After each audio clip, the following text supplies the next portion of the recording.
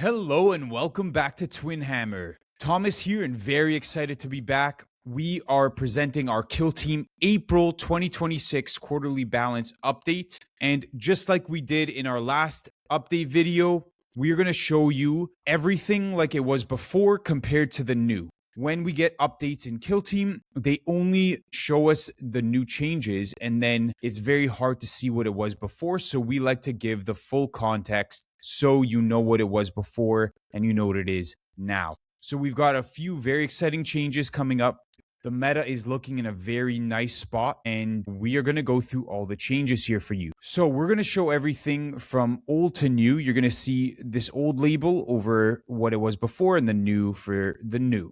We're going to go in alphabetical order of teams with changes to approved ops at the end. And so here, we're going to have the chapter markings in the description, but here is a list in alphabetical order of the teams as we go through them. And the approved op changes will be right at the end. All right, without further ado, let's get into Battle Clade. So Battle Clade changes. They had a few in the previous Dataslate, and they've got even more in this one. A lot of quality of life improvements here, especially with regards to the Underseer, who is kind of their manipulator operative. And we've got a few different changes. We're going to go into them right now. So, starting with the Servitor Underseer. This is one of their kind of 3 APL command units in this kill team. So they have obviously the techno-archaeologist and then they have the underseer. So the underseer kind of is like the guy pulling the strings. He is kind of facilitating the rest of the servitors to function in this kind of network. And he's got a few different rules, but on the back of his card, he has a rule called network override. And previously, this would just allow him to do a network counteract through another servitor, either within 6 of him or 6 of the auto proxy servitor. But now they've given him a little bit more functionality. So one of the changes he had before was getting rid of his ability to Noospheric Spur and kind of give a dash. They've given him that dash back. So in the last Dataslate, we actually saw they got 2 inches that they could move through a network counteract. Now he can have them perform also a free dash action through a network override. And another crucial update to this network override is that he can perform this action twice during its activation. Whereas before we could see that it was just you can't perform it in control range and you were limited by the unique once per turning point network override. Now the Underseer is a very cool support piece that can do a lot of manipulation. So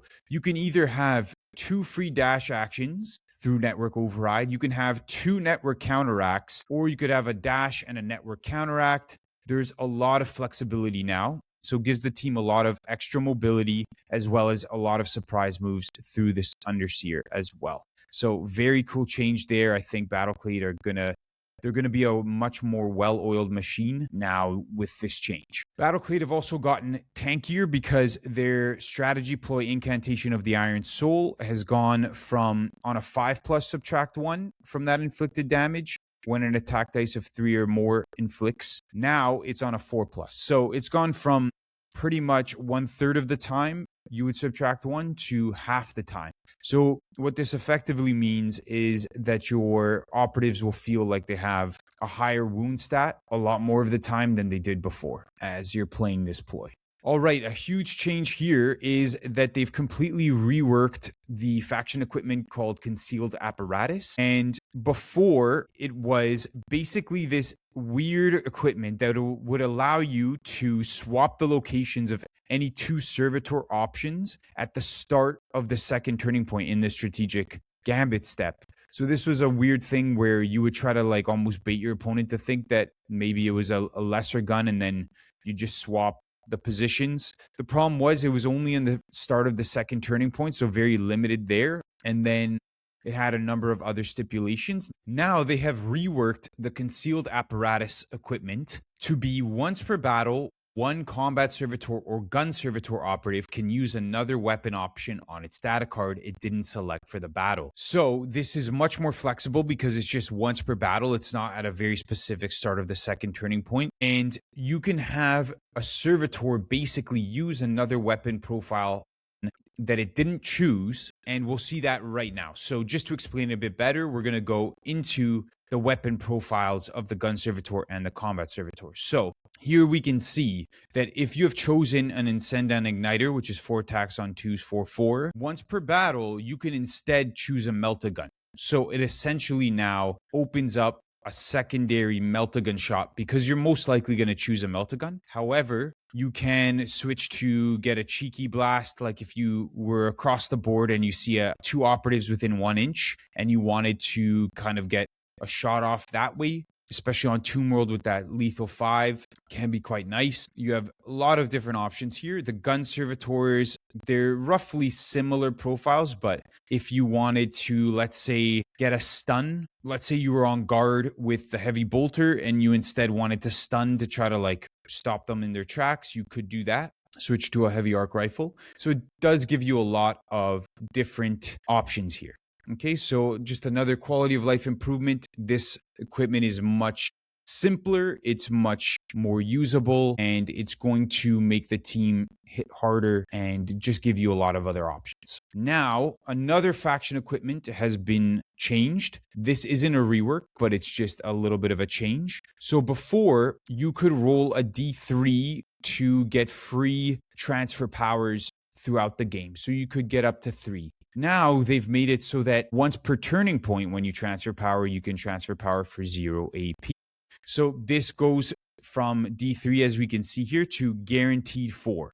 However, before you could, let's say if you rolled 3 on the D3, you could maybe do it all in one turn and transfer power for 3 times for 0 AP in one turn.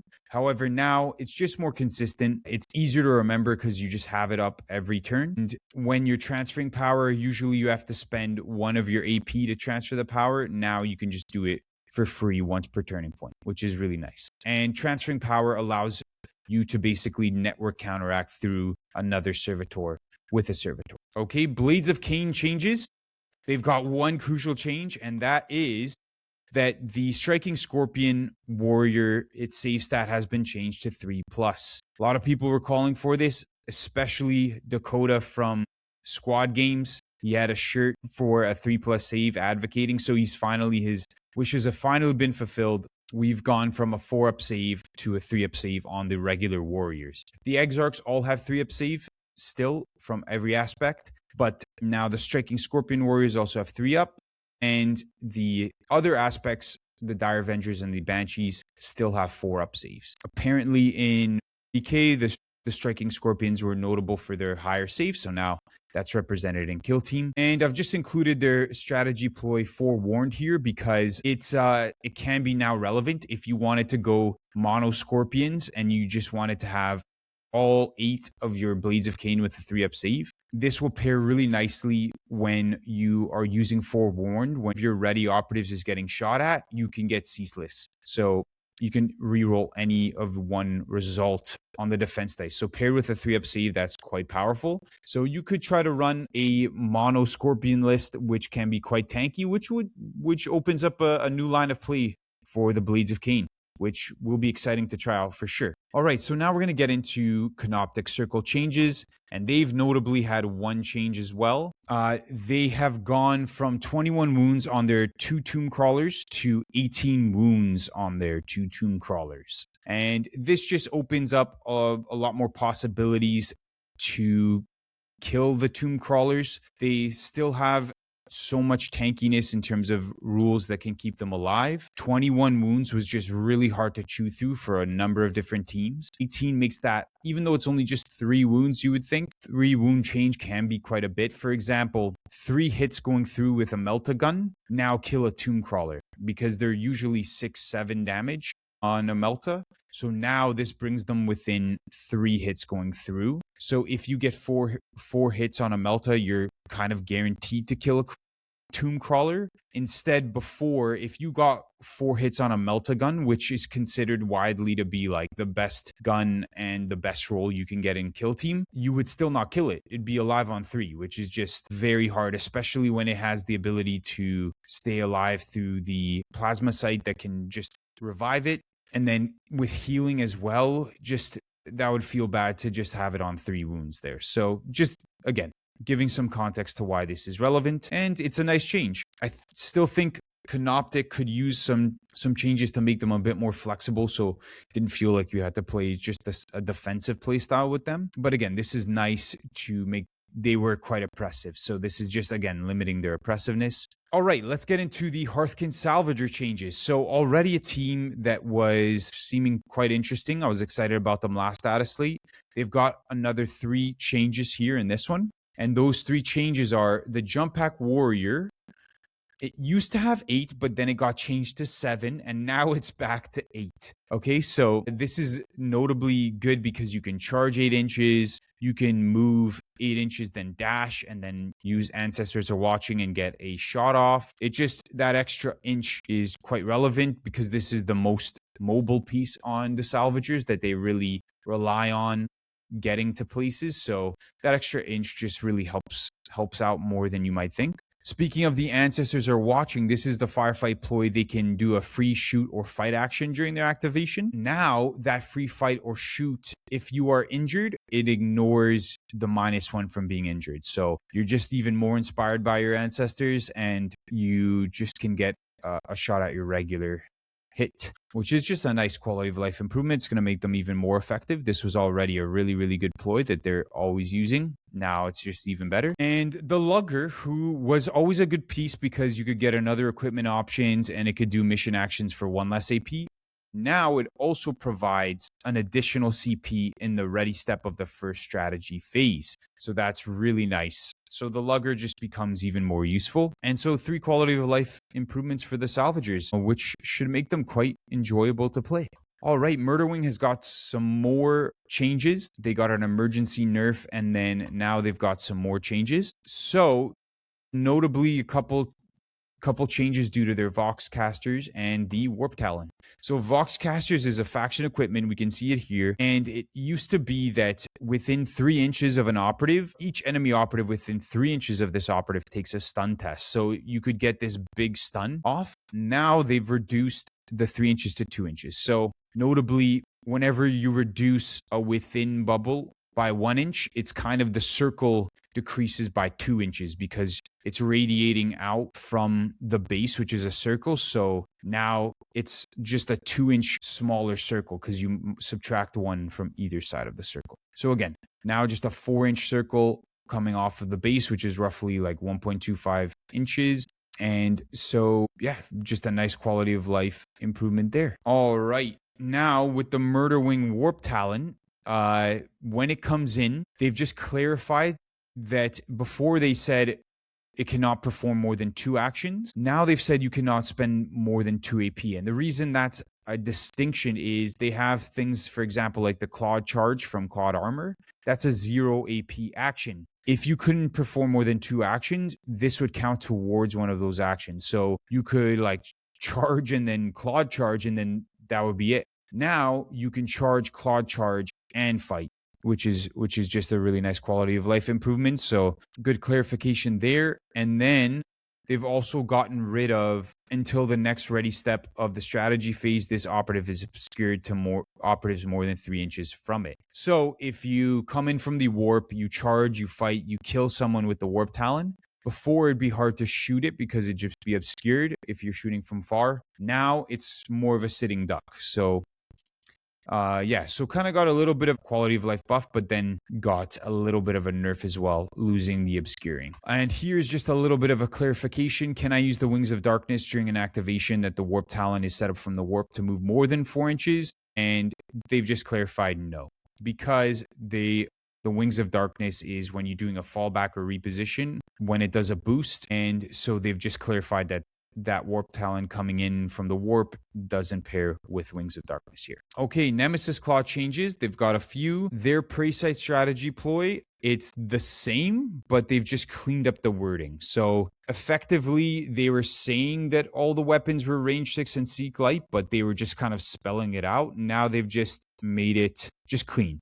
Your operatives' range weapons have the range 6 and seek light. Because before it was just enemy operatives within 6 inches of it can't use light terrain for cover, which is essentially the exact same thing. So nice See, this is really wordy. They've just now cleaned it up so you can now instantly look, and it's just so easy to understand what's going on. They were just spelling everything out, and it's exactly what Range 6 and Seeklight is, because Seeklight doesn't remove their cover save, but they can be targeted assuming they're visible. So nice cleaned up wording here for Prey Sight. In Midnight Clad, they've now done a little bit of a nerf to in Midnight Clad, because now they've just said if it's within 1 inch, which is essentially control range, but of heavy terrain that's not lower than it. So before, due to this change, before it seemed you could get obscuring if you were on top of a vantage that had heavy underneath you. Now, Midnight Clad does not give obscuring if the heavy you're next to is actually underneath. All right, and one more change to the Fearmonger here. It's got a Terrachem weapon, which is like a vial grenade that it throws. It poisons when you inflict critical successes, but before it was debated whether or not the critical successes triggering a devastating actually triggered the Terrachem poison. Now it's been clarified, yes, if you do roll any critical successes and the devastating goes through immediately, they are poisoned with a Terrachem poison token. Before, if you got critical successes, let's say you rolled 1 crit and then your opponent blocked the crit, you would still do your devastating, but they wouldn't necessarily be poisoned. But now, as soon as you inflict that devastating, you're poisoning them, which is a nice little buff to the Fearmonger. Gives that little bit extra reliability on getting those Terrachem poisons out. All right, the Plague Marine changes. Speaking of poison, they've got a bolt pistol added to their heavy gunner and fighter. So here we could see previously the heavy gunner just had the plague spewer. Now it has a bolt pistol and plague spewer. And the reason I've included here their Astartes faction rule. Before, this marine heavy gunner could only perform 1 shoot action from his plague spewer because he didn't have a bolt pistol, and you can't perform 2 shots due to the Astartes rule with the plague spewer. Now you can take a shot with the plague spewer, and then because at least you have a bolt pistol, you can then shoot with the bolt pistol. So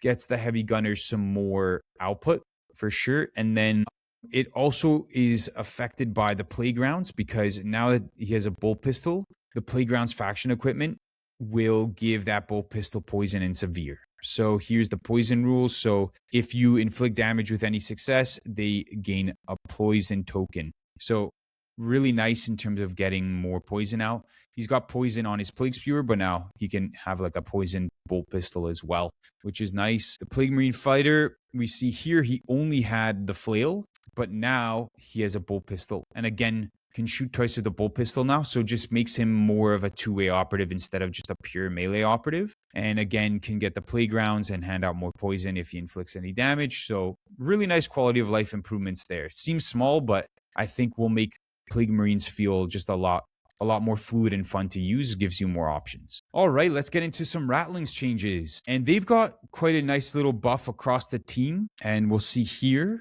they've got a few buffs. So before, they had a few operatives with just a sniper rifle, and their mobile profile was hitting on 4s. Now, even on the run, they're hitting on 3s, which is really nice. And the operatives, kind of half the team, have just this regular sniper rifle, which is the Bomber, Spotter, Stashmaster, Vox Thief. So that's why they've grouped them all together. This is just one example. And then exact same thing here. The suppressed sniper rifles, which the Raider, Sneak, and Sneak have, are basically, they're the silent ones. They are now 3s on the move as well, which is nice. So just by staying stationary, they get an extra devastating 2, but on the move, they still retain now a 3-up to hit. Okay, and the Rattling Spotter, they've changed the wording to basically select 1 enemy operative visible once per turning point. When a friendly Rattling operative is within 3, you can use this effect.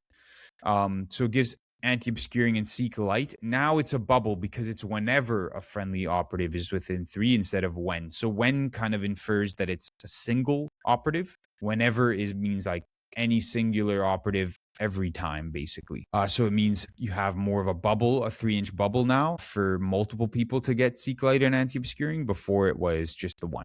Okay, let's get into Scout Squad changes. So they've been struggling a bit, and they've got even more buffs for this Dataslate. They got a couple faction equipment reworks, and the Sergeant has got his guidance and experience updated. So we're going to start with the Sergeant.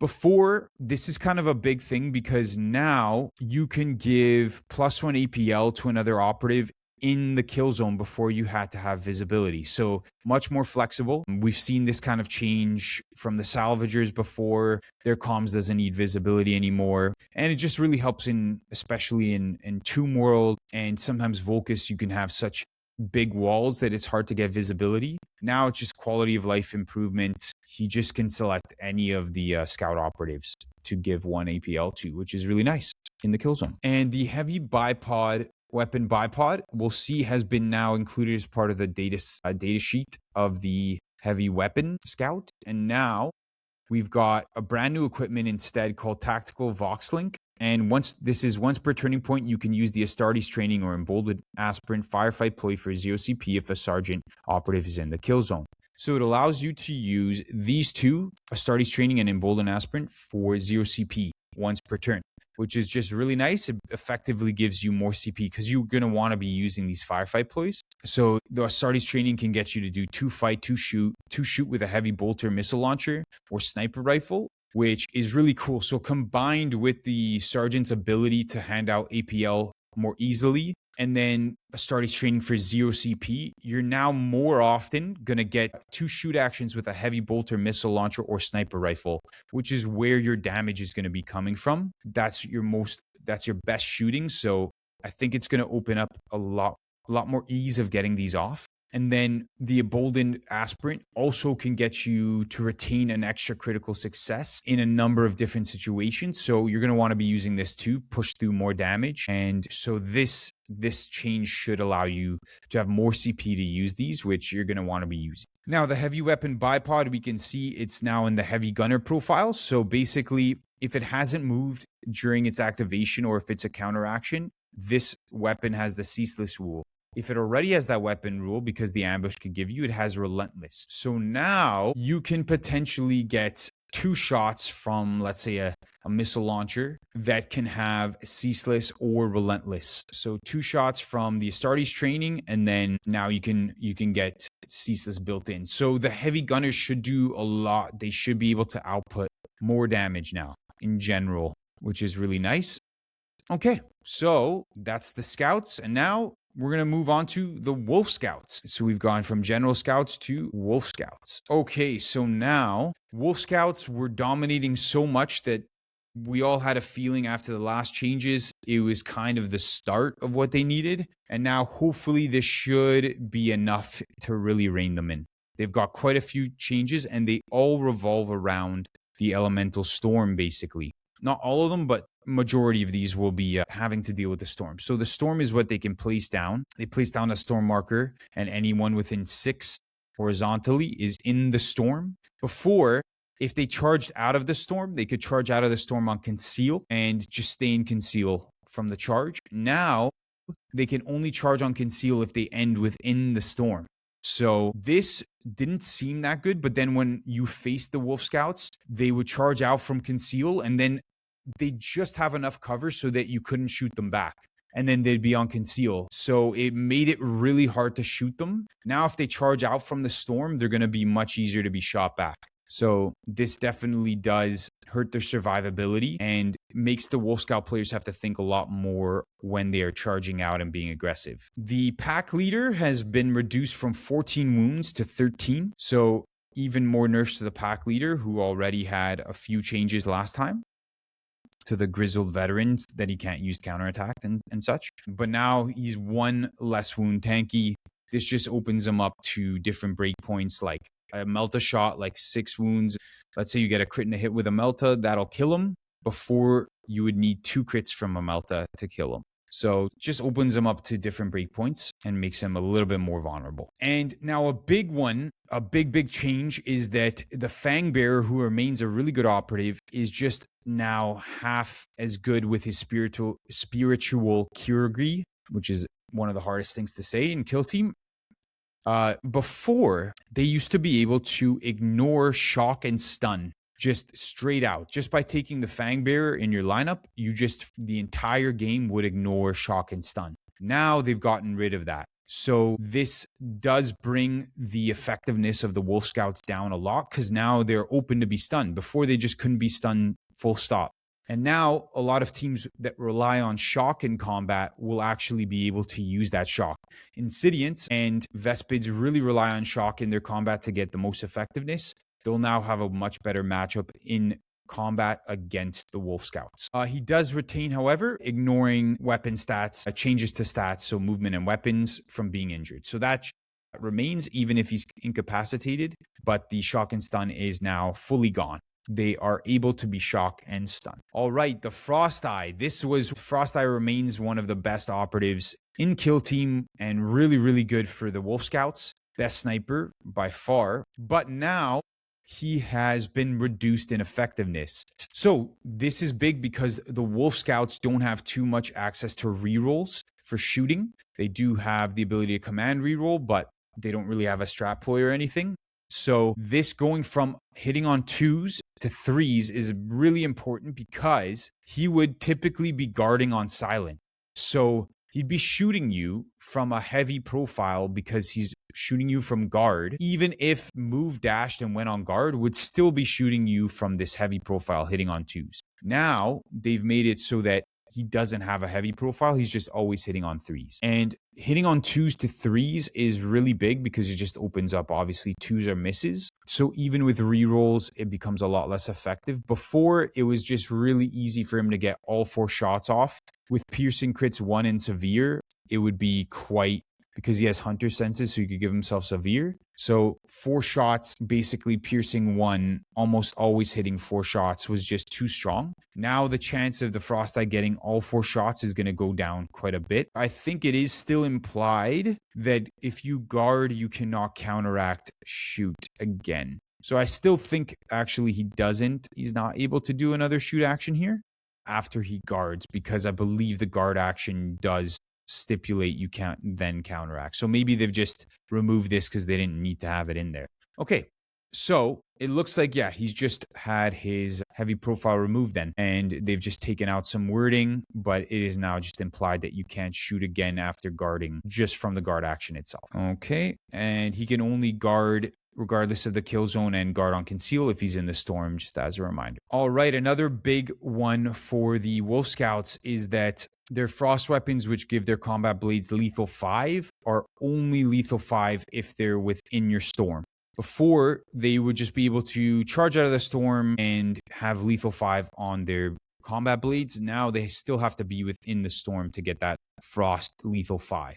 So again, just really having to play around the storm much more than they already did. And they've gotten rid of the pack leader's lethal 4.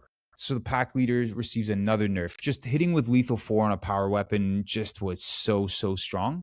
Now it's just back to a regular power weapon, just with regular lethal 5. Okay, now runic charms, which is another really strong rule, can only be used within wholly within your storm. So not even within, has to be wholly within. You can't be towing in the storm and use this. Your operative has to be fully within your storm to be able to worsen the piercing rule by 1 when being shot. And this is really key because in matchups, for example, that I played a lot was Khazarkin into Wolf Scouts, and this just really hurt Khazarkin. Now, as the Khazarkin player, you can look for operatives that aren't in the storm and try to target them to make sure that maybe your Melta can go through with full piercing, and that makes you much more effective. You can set up maybe multiple threats that you can target so that they can't protect everybody. So that's going to be much better for shooting teams relying on punching through. So again, Wolf Scouts will have to really try to use their storm properly to keep their guys safe.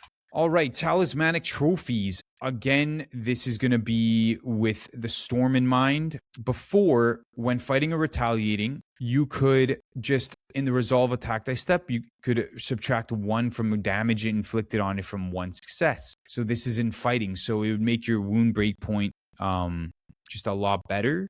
You basically have 1 higher wound in each combat. But now it has to be within your storm, wholly within your storm again. We can see the word wholly here. Wholly within your storm is fighting or retaliating. In the resolve attack dice step, you can resolve the damage inflicted from 1 normal success. Okay, so I think these lines that I had here actually got a little bit moved. But yeah, this should be underlined here, one normal success, because before it wasn't specified, just said one success. So now they can't block crits, which is pretty big as well. And they have to be wholly within the storm. So their damage reduction in combat got hurt quite a bit as well. Here we can see the word normal added and wholly within the storm added. All right, Wrecka Krew changes.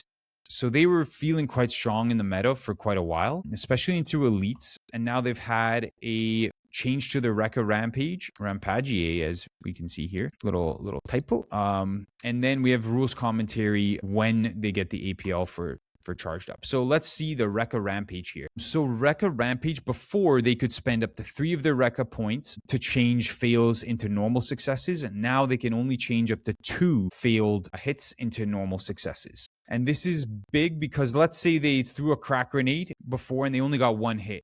They could take all of their misses. So let's say they got like a 1, 2, 3. They could change those all to hits. Now they could only spend up to 2. So let's say they got a bad roll with a crack grenade and they've only got 1 hit. They can now only get 3 hits, which doesn't guarantee kill something. It was a really high chance they could just get all 4 hits on a crack grenade and then just guaranteed kill like an 8 wound model, because they'd be reduced to only 2 saves, which means that they were taking 4 and 4, which would guarantee 8. So now this kind of gives them a lot less of a guarantee to just get that guaranteed kill. Again, spending 2 is still good because if you throw a crack grenade, chances are you're going to get 2 hits anyways. So they're still very strong. This is just not it's not uber strong like it was before. Okay, so now the rule tanked up allows them to get +1 APL when they perform the charge. This was one of the buffs they got.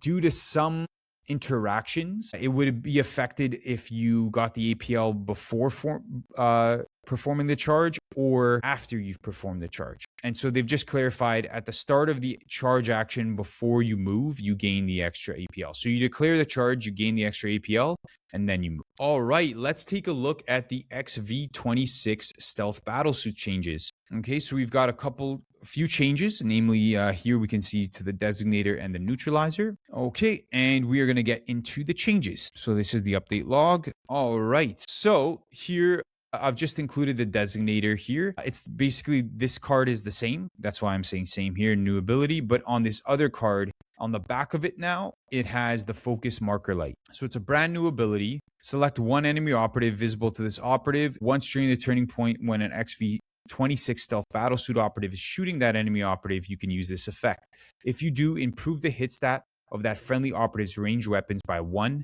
until the end of that action. So basically a number of profiles, most of the profiles on the team are hitting on 4s. Once per turn, you can hit on 3s for the whole end of that action. So it would affect all of your 4 attack dice. Let's say you're shooting with a fusion blaster. You, once per turning point, can shoot with a fusion blaster that hits on 3s, which is most likely going to get you another hit and just get you closer to that sweet 4 dice going through, which usually will kill an operative. So nice little thing. I wish that it was just something that maybe the marker light drone could do as well, or didn't need visibility. It feels like another thing you have to try to set up and get off as a stealth suit player. And they already had so many. As you can see through our guide, we take you through them, but they had so much setup that this is just another thing to set up. I wish it was just little bit less of a setup ability that you needed to spend an AP and get visible. Just gives them even, they're the pure setup team now. They could use shooting twice as well with a burst cannon.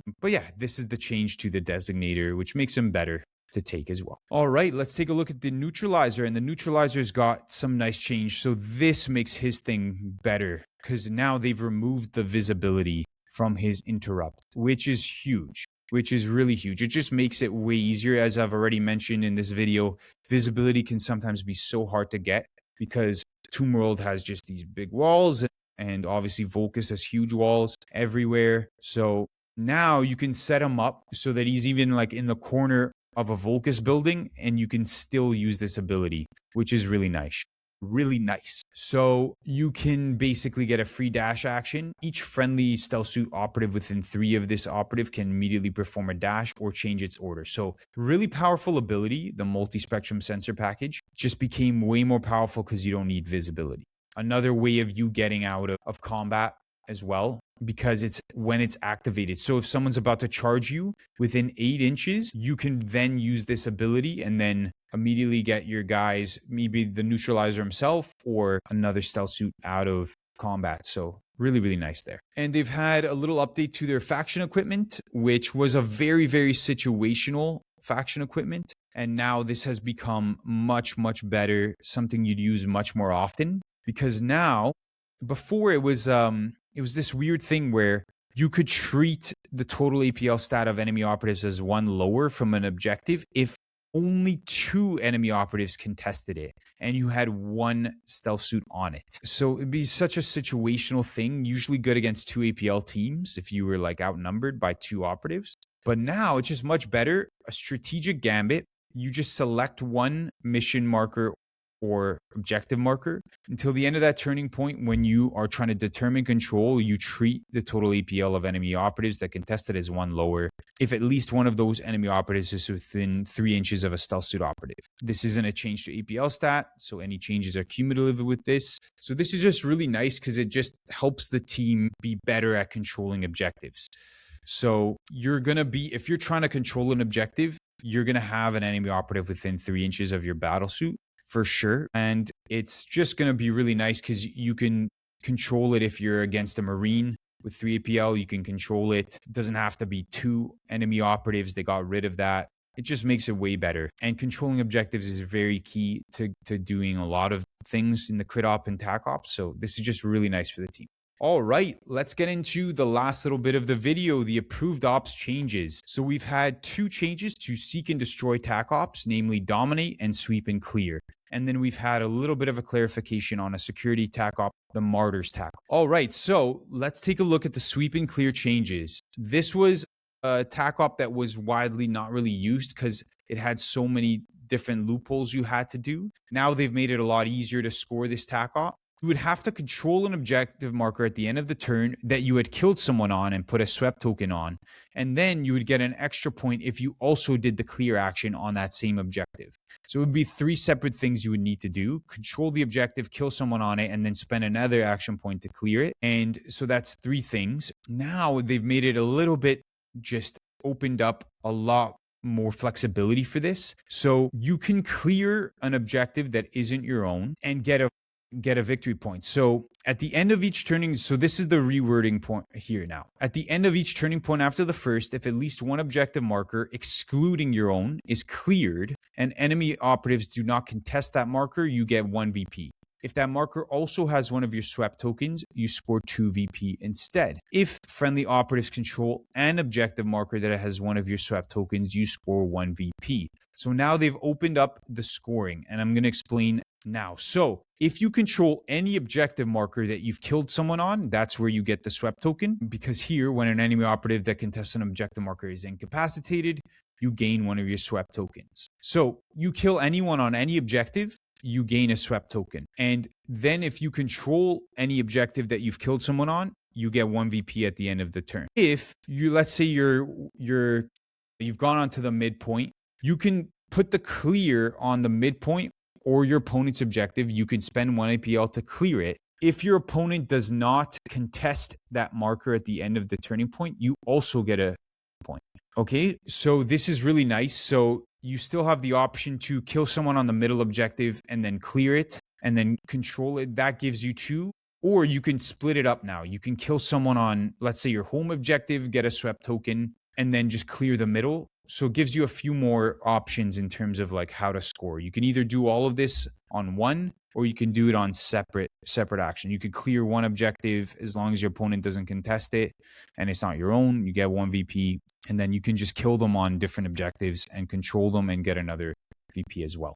So it just gives a lot more flexibility for sweep and clear here. Still probably a little bit more intensive than some of the other tac ops, but definitely more takeable now. The main thing is, though, that we can see here, dominate is just got a lot more flexible, and it's one of the most simple things to do. So it's going to be hard to take sweep and clear when you have access to dominate, because dominate just got more flexible, because now you gain a dominate token, an extra dominate token, if you kill an operative that has a wound stat of 12 or more. So now it works well into elites as well as other teams. Before, you wouldn't take it into elites because you'd only get 1 dominate token per elite. Now you can get 2 dominate tokens if you kill an elite.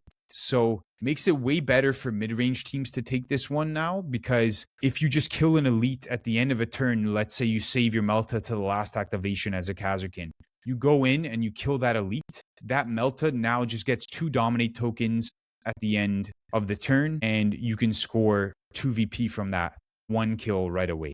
So definitely makes elites have to be a lot more careful about being aggressive, because they can get punished on the 3rd and 4th turn by mid-range teams now, who will likely have the last activation and can get 2 VP for 1 kill, which is really, really nice. Okay, so just makes this more available to a lot of different teams to use, and makes it a lot better into elites as well. All right, now Martyrs has got a little bit of a clarification. Martyrs is whenever a friendly operative is incapacitated while contesting an objective marker, that marker gains 1 of your Martyr tokens. And the wording was that when you're just incapacitated, it doesn't say when a friendly operative is incapacitated by an enemy operative. It's just incapacitated in general. And in Kill Team, there were a few mechanics that will allow you to incapacitate your own operatives, either by accident or, as we can see, on purpose if you really wanted to. So here we have rules commentary clarifying. For the Martyrs tac op, would an objective still gain a Martyr token if an operative was incapacitated by something other than an enemy operative,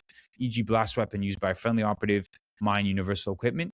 The answer is yes. So this opens up some really interesting plays with a few different teams. Apparently there was someone doing this already, where they were using the 2 familiars who aren't expendable, and then the Brood Brother Sapper from Brood Brothers. You can place your explosives down and then you could put a few operatives within the explosive range and inflict 2d6 damage, which would likely kill the familiars within this. So he could just blow up your own guys, and then you would get 2 Martyr tokens. And the beauty with Martyrs is you can die on your own objective. It doesn't say you can't do it on your own. So you could just put the 2 operatives on your home objective, kill them, and get your own, and just kind of like guarantee your Martyr tokens. Each Martyr token you get can give you 2 VP if you control that marker. So that's like 4 VP, which is really, really cool. It's just a funny way of playing the game. It is mitigated. Your opponent still gets kill op. So it's not like you're just getting these free points without any drawback.